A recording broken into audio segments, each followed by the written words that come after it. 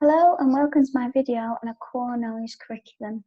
I know this can be quite a controversial area in education, but today I want to convince you why a core knowledge curriculum might be beneficial for England's education system. To start off with, a core knowledge curriculum is an approach that puts core knowledge at the heart of the schooling. It can specify a clear grade by grade sequence what students need to know. So this can be known as, in our days, the descriptive part of the curriculum. It states exactly what each child will learn at each grade or each year. In today's school, before we go further into our core knowledge curriculum, there is a focus on child-centred learning. This is a sort of learning that takes the children's needs and interests and puts that at the heart of the curriculum.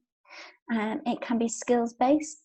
It involves progressivism in our theoretical range, and that means it's learning actively and hands-on. It also involves having a less prescriptive curriculum because you're trying to fulfil the needs of the children and cater the learning to their interests. So in that case, there is less prescription in the curriculum. The benefits of taking a child-centred learning approach by some have been identified as the following.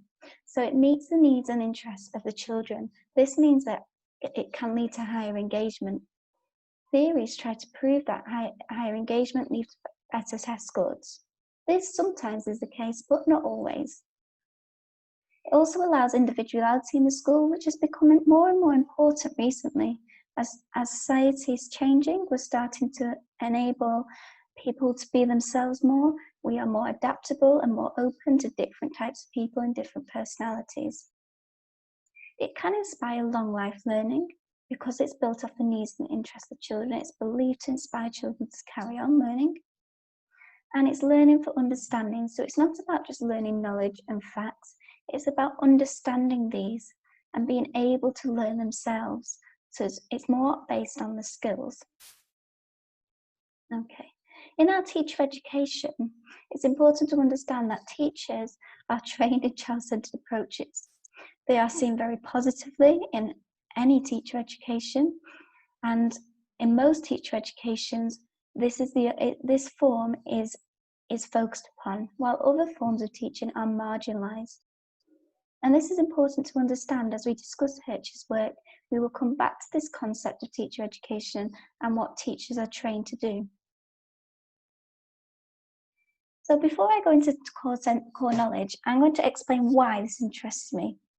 Okay, so I've got a grid on a graph on the table, and it shows the test scores of children. Now, if we follow the dotted line, so it says England, PISA, Maths, no Welsh, and it is the small dotted line, we can see from 1999 to 2009, there is a decrease in math scores.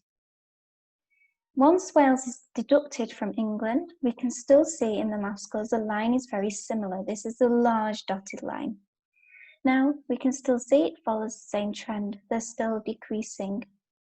It's important to note this decrease has continued over 10 years. It's also important to note that over this period of time, child-centred approaches have been a focus in schools and what most schools have taught through. In the second graph, it also shows on here the expenditure spent in education and then the test score results. The two lines we're going to focus on is the grey one with X's and the black dotted one with squares. We can see the black dotted one with squares also shows PISA maths results for children in England from 2000 to 2009.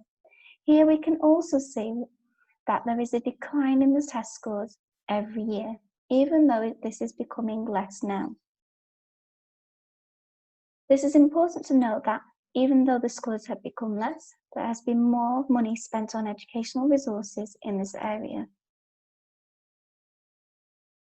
So the question I got in my head is, why is this happening? Why are we still seeing a decline in test scores? We're teaching these amazing child-centred approaches that have been showed in our education system as valuable to help children learn faster, to help them grow as an individual, to help them have better understanding and knowledge. So why are we still seeing decreases?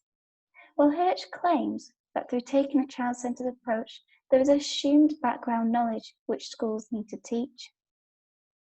Now, taking a child-centered approach does not focus on the core knowledge.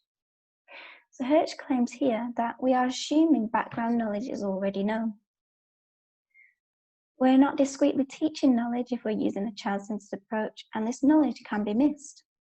Hirsch says this is one of the reasons we've seen a decline in test scores.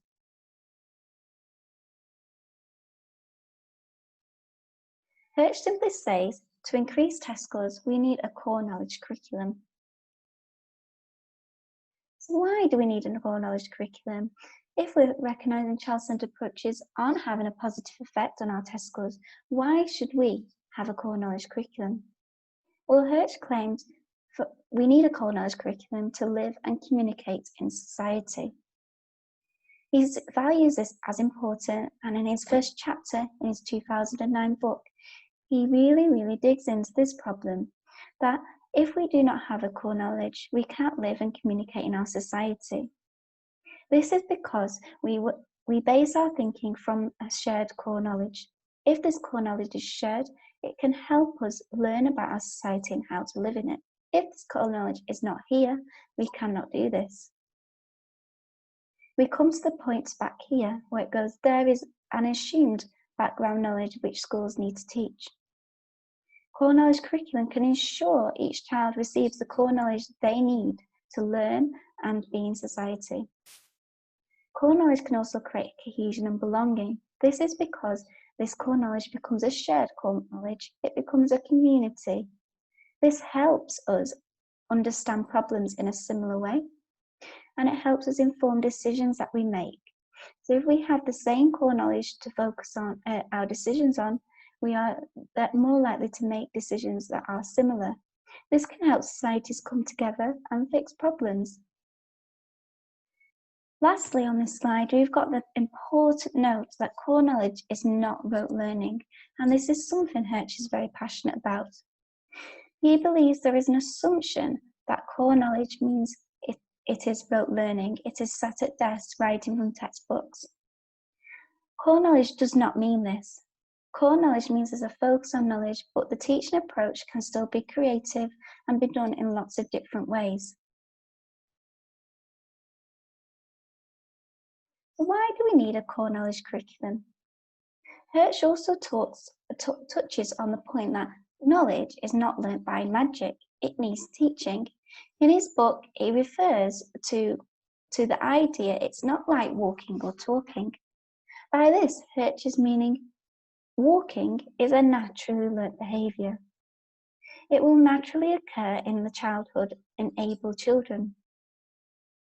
He doesn't state that a child-centred approach, such as providing resources that help stimulate that learning, is not beneficial. He says that if we treat maths and English like walking and talking, then children may never learn. That is because maths and English is not a natural process. Children need to be taught about numbers and the values of numbers to understand them. So this should form part of the core knowledge.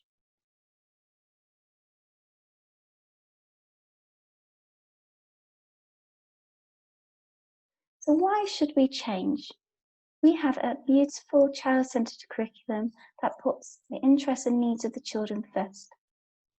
Well, Hirsch says test scores haven't improved since the introduction of child-centred learning and the less prescriptive curriculums. So if it's not having a positive impact on our education, why should we keep doing it? And this comes to the end of my work on Hirsch so far. Thank you for watching my video, and I hope this has helped you to question our child-centred approaches against our core knowledge curriculums.